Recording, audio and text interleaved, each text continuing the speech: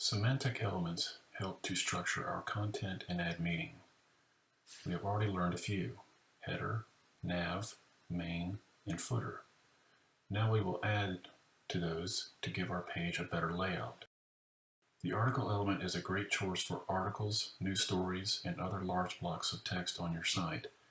You can have as many article elements as you want, and they may be nested within other elements, such as the main or section elements, or even other article elements. Here is an example. The aside element is used for sidebars.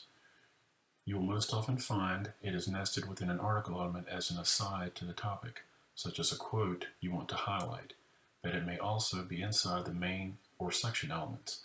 You might want to use it in that way for block rolls or ads. A section is a generic group of items on a page. You might use this to group a set of elements to make it easier to apply CSS later on. A figure element contains one or more image elements. It may also contain a fig caption. As the name suggests, a fig caption is a caption for an image. A figure element provides a way to group multiple images or images and their caption together. We are also adding some new CSS properties this week. Opacity makes objects transparent. An opacity set to 1 has no transparency. 0 would be completely transparent. You can use decimals to set a transparency anywhere in between. A text shadow adds a nice effect to highlight a certain piece of text. The text shadow property requires at least 2 values.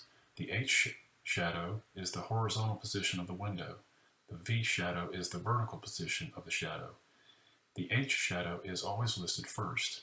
If you are viewing tutorials on the subject, you may also come across the terms X offset and Y offset, which are the same thing. You can also add blur and color. Blur makes the shadow blurry, which just gives it a different look.